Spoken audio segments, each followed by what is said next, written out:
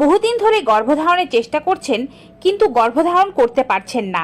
প্রত্যেক মাসেই নিয়ম মেনে পিরিয়ড হচ্ছে, পিরিয়ড সাইকেলও নিয়মিত, তারপরও আপনি কেন গর্ভধারণ করতে পারছেন না? স্বামী স্ত্রী দুজনকে দোষারোপ করছেন, বিভিন্ন কারণে একজন আরেকজনের সাথে তর্ক বিতর্ক চালিয়ে যাচ্ছেন। এই সমস্ত বাদ দিয়ে জানতে হবে গর্ভধারণের মূল বিষয়টিকে।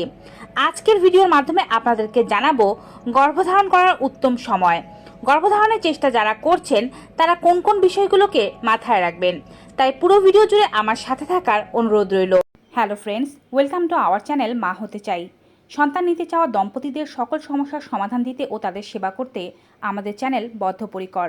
তাই আমাদের চ্যানেলটি সাবস্ক্রাইব করে বেল বাটনে ক্লিক করে দিয়ে অল নোটিফিকেশনে ক্লিক করে দেবেন সকল আপডেট সবার আগে পাওয়ার জন্য। এছাড়াও আমাদের ফেসবুক পেজ মা হতে চাই ফলো করুন, লিংক ডেসক্রিপশন বক্সে পেয়ে যাবেন। অনেকেই আছেন যারা কেউ না চাইলেও কোনো নিয়ম না মানলেও গর্ভধারণ করতে পারেন। আবার অনেক দম্পতি সন্তান গ্রহণ করতে চান কিন্তু অজানা কারণে তাদের সন্তান হচ্ছে না। কন্ডম ব্যবহার না করা, পিল খাওয়া বন্ধ করে দিলেই একজন নারী প্রেগনেন্ট হয়ে যাবেন তা কিন্তু নয়। নিয়মতান্ত্রিক জীবনযাপন, স্বাস্থ্যকর খাবার দাবার ইত্যাদি বিষয় ঠিক রাখাটা খুব জরুরি। আপনি যদি মা হতে চান তাহলে এই বিষয়গুলো মাথায় রাখতে হবে। তবে আরও একটি ব্যাপার আছে, সেটি হচ্ছে শারীরিক মিলন। শারীরিক মিলনের কিছু নিয়ম গর্ভবতী হওয়াটিকে আরও সহজ করে দিতে পারে।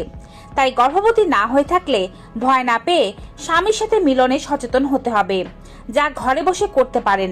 তার জন্য কোনো ডক্টরের কাছে যাওয়ার প্রয়োজন নেই। নিজেই এই বিষয়গুলো মাথায় রেখে ট্রাই করুন। তবে প্রথমে আপনাকে জানতে হবে ডিম্বাণু নিষিক্ত হওয়ার সম্ভাব্য সময় সম্পর্কে। যারা পিল ব্যবহার করছিলেন, গর্ভধারণের চেষ্টা করার আগে পিল বন্ধ করে দিয়েছেন, তাদের গর্ভধারণ করতে কিছুটা সময় লাগে। কারণ আপনারা যে পিল ব্যবহার করেন তা আপনাদের হরমোনের ব্যালেন্সকে অনেকটাই এলোমেলো করে দেয়। এই হরমোনের ব্যালেন্স ঠিক হতে কিছুটা সময় লেগে যায়। পিল ছাড়ার পর আপনার মাসিক সাইকেল অনেক সময় এলোমেলো হয়ে যেতে পারে। তাই অন্ততপক্ষে 2 থেকে 4 মাস সময় লাগতে পারে গর্ভধারণের। কিছুটা সময় নিয়ে নিয়ম মেনে সহবাস করলে গর্ভধারণ করা সম্ভব। অনেকে আবার কন্ডম ব্যবহার না করলেও গর্ভবতী হতে পারেন না। অনেক ক্ষেত্রে দেখা যায় এর কারণ তেমন কিছুই না। আসলে হিসাব করে কোন দিন আপনার ডিম্বাণু বের হচ্ছে সেদিন সহবাস না করার কারণেই আপনি গর্ভধারণ করতে পারছেন না। কারণ একজন নারীর ডিম্বাশয় থেকে মাসে একটি মাত্র ডিম্বাণু তৈরি হয় এবং বের হয়। যখন এই প্রক্রিয়াটি সম্পন্ন হয়, ডিম্বাণুটি যখন বের হয়, শুধুমাত্র তখনই যদি এটি বীর্যের সংস্পর্শে আসে তাহলে ডিম্বাণুটি নিষিক্ত হতে পারবে, অন্যথায় নয়। পুরুষের শুক্রাণু নারী দেহে 3 দিন পর্যন্ত বেঁচে থাকতে পারে, কোনো কোনো ক্ষেত্রে 5 দিন পর্যন্ত বেঁচে থাকতে পারে। তখন যদি একজন নারীর ডিম্বাণু বের হয় এবং পুরুষের শুক্রাণুর সাথে মিলিত হয় তাহলে গর্ভধারণ সম্ভব।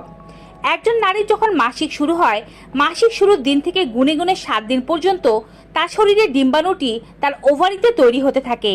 এই সময় গর্ভধারণের কোনো সুযোগ নেই। যাদের মাসিক নিয়মিত হয় তাদের ক্ষেত্রে এমনটি হয়, তবে যাদের মাসিক অনিয়মিত তাদের ব্যাপারটি আলাদা। যাদের মাসিক ঠিকঠাক মতো হয় তারা এই বিষয়টি মাথায় রাখতে পারেন। স্বাভাবিক মাসিক হলে পিরিয়ড শুরুর থেকে প্রথম 7 দিন পর্যন্ত স্বামী সহবাস করলেও এই সময় গর্ভধারণের সুযোগ খুবই কম।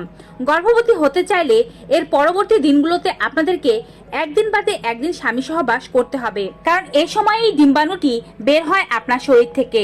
সাধারণত যাদের মাসিক রেগুলার তাদের ডিম্বাণু কখন শরীরে বের হচ্ছে সে সম্পর্কিত একটি ভিডিও আমার চ্যানেলে আপলোড করা আছে। সাধারণত চিকিৎসকেরা বলে থাকেন আপনার পিরিয়ড যেদিন শুরু হয়েছে সেদিন থেকে 10 নম্বর দিন থেকে 20 নম্বর দিন পর্যন্ত, অর্থাৎ ধরুন কোনো মাসের 1 তারিখে আপনার পিরিয়ড শুরু হয়েছিল এবং আপনার পিরিয়ড সাইকেল রেগুলার, তাহলে আপনি সে মাসের 10 তারিখ থেকে 20 তারিখ পর্যন্ত একদিন বাদে একদিন স্বামী সহবাস করলে গর্ভধারণের সম্ভাবনা খুবই বেশি।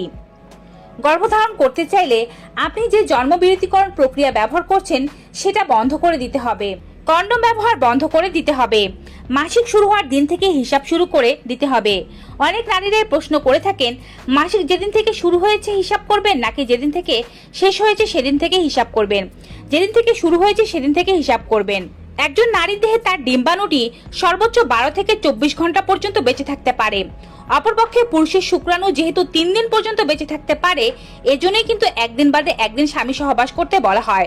অর্থাৎ নারীর ডিম্বাণু বের হওয়ার সাথেই যেন পুরুষের শুক্রাণু আগে থেকেই নারীর যোনিতে উপস্থিত থাকে এবং ডিম্বাণু বের হওয়ার সাথে সাথেই তাকে নিষিক্ত করতে পারে। প্রতিদিন শারীরিক মিলন করা উচিত নয়। অনেকেরই ধারণা বাচ্চা চাইলে প্রতিদিন শারীরিক মিলন জরুরি। এটি ঠিক নয়। প্রতিদিন শারীরিক মিলনে অবসাদ ও ক্লান্তি চলে আসতে পারে, নারীর মিলিত হওয়ার আগ্রহ কমে যেতে পারে এবং পুরুষের বীর্যের ঘাটতি দেখা দিতে পারে।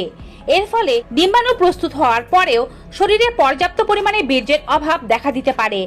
আর বীর্যের কোয়ালিটি বা গুণগত মান যদি ভালো না হয়, সে বীর্য কখনোই নারী ডিম্বাণুকে নিষিক্ত করতে পারবে না। তাই অবশ্যই একদিন পর পর শারীরিক মিলন গর্ভবতী হওয়ার জন্য উত্তম উপায় বলে মনে করা হয়। এবারে আপনাদেরকে বলছি, দ্রুত গর্ভধারণ করতে চাইলে শারীরিক মিলনের সময় যে সমস্ত বিষয় আপনাদের মাথায় রাখতে হবে। মাসিক নিয়মিত হোক কিংবা অনিয়মিত, দুক্ষেত্রে এই বিষয়গুলো মাথায় রেখে সহবাস করতে হবে।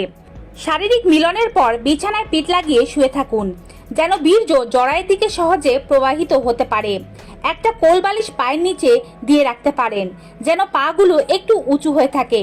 মোট কথা, বীর্য যতক্ষণ পর্যন্ত জরায়ুর ভিতরে রাখতে পারবেন ততটাই ভালো। শারীরিক মিলনের জন্য ঘুমের আগের সময়টিকে বেছে নেওয়া ভালো, যেন মিলনের সাথে সাথে সহজে উঠে যেতে না হয়। কিছুক্ষণ নারী বিশ্রাম করতে পারেন। মিলনের পরপরই নিজেকে পরিষ্কার করে নেওয়ার অভ্যাস খুবই ভালো। এতে কোনো রকম ইনফেকশনের ভয় থাকে না। কিন্তু আপনি যদি গর্ভবতী হতে চান, আপনাকে কিছুটা ধৈর্য ধরতে হবে।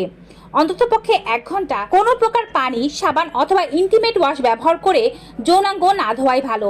অন্ততপক্ষে 1 ঘন্টা অপেক্ষা করে নিজেকে ক্লিন করুন। যৌন মিলনের বহুল প্রচলিত পজিশন নারীর উপরে পুরুষ, একে মিশনারি পজিশন বলে। মিশনারি পজিশনে শারীরিক মিলন এক্ষেত্রে আপনাকে সাহায্য করতে পারে বলে মনে করেন চিকিৎসকেরা, কারণ এতে নারী কোনো রকম নড়াচড়া ছাড়াই বিছানায় পিঠ লাগিয়ে দীর্ঘক্ষণ পর্যন্ত শুয়ে থাকতে পারেন, যা গর্ভধারণের ব্যাপারটিকে পুরোপুরি নিশ্চিত করতে সাহায্য করে। দ্রুত গর্ভধারণ করতে চাইলে শারীরিক মিলনের ব্যাপারে হিসাবি হতে হবে। অনিয়ন্ত্রিত শারীরিক মিলন পরিত্যাগ করতে হবে। মাসিকের সঠিক হিসাব রেখে নিয়ম মেনে শারীরিক মিলন গর্ভধারণকে খুব সহজ করে দেবে। তার মানে এই নয় যে নিজেদের আনন্দ আপনাদেরকে পুরোপুরিভাবে বিসর্জন দিয়ে দিতে হবে। শারীরিক মিলনের সম্পূর্ণ আনন্দ বজায় রেখেই গর্ভধারণের চেষ্টা করুন। এতে স্বামী স্ত্রী উভয়ের জন্য পুরো ব্যাপারটি আনন্দময় হয়ে উঠতে পারে। তো ভিউয়ার্স, আজকের এই গুরুত্বপূর্ণ ভিডিওটি তাদের মাঝে শেয়ার করে দিন যারা গর্ভধারণের চেষ্টা করছে। ভিডিওটি ভালো লেগে থাকলে অবশ্যই বেশি বেশি মাত্রায় like, comment, share and subscribe. দেখা হবে আবার নতুন একটি ভিডিওতে নতুন কিছু উপকারী তথ্য নিয়ে। ততক্ষণ পর্যন্ত আপনারা সকলে ভালো থাকুন, সুস্থ থাকুন। Good bye and take